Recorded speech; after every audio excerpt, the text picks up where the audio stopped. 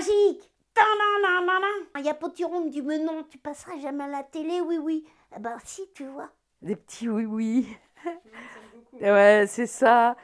C'est tout un univers et c'est là où on voit aussi l'attachement des gens. Et cet attachement, si on est remplacé par de l'IA, ça sera fini, quoi. Les fans de Dragon Ball l'ont reconnu, oui, on a rencontré Brigitte Lecordier, l'une des voix les plus iconiques de notre enfance. Et son métier de comédienne de doublage, dont elle parle avec tant de passion, risque de disparaître.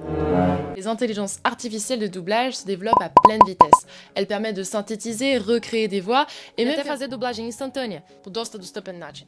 Forcément, dans le milieu de l'audiovisuel, ces IA, elles séduisent de plus en plus de monde. Brigitte Lecordier, ça fait près de 40 ans qu'elle fait du doublage. Que ce soit pour des dessins animés francophones ou pour les fameuses VF qui adaptent des contenus étrangers. Et son métier, son savoir-faire, aucune IA n'en est capable. Elle en est persuadée.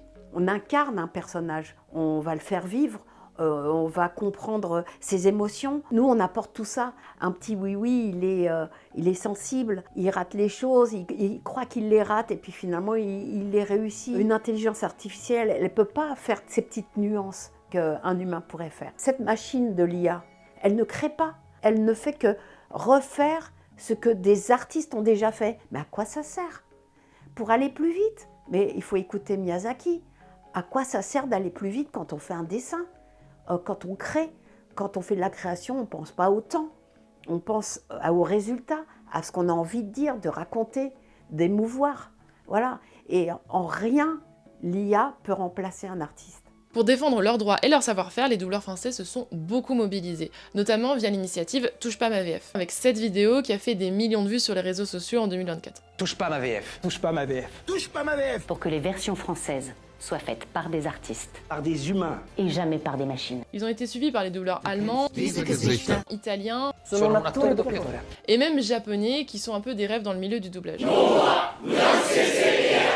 Ce qu'ils demandent, c'est de réguler l'IA. Et s'il y a un acteur aujourd'hui qui essaye de légiférer là-dessus, c'est l'Union Européenne avec le fameux IA Act. Sauf qu'en fait, il est critiqué pour laisser un flou juridique sur la question du droit d'auteur.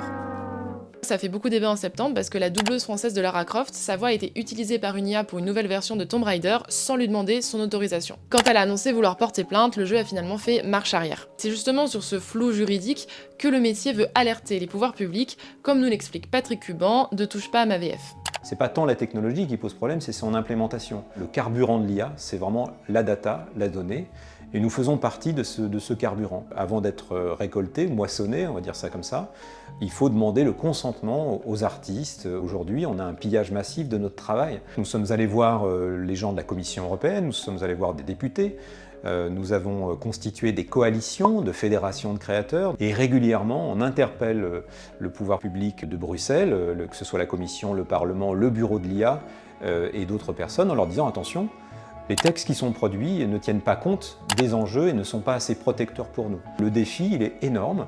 Et pour le moment, il y a un peu une méconnaissance de la technologie et de ses impacts réels sur la société de la part des pouvoirs publics, et il faudrait que ça change. C'est clair que les IA, elles se développent à pleine vitesse et ça impacte énormément de métiers en Europe. Nous, en tout cas, on continue à suivre ce dossier, donc tu peux t'abonner si ça t'intéresse.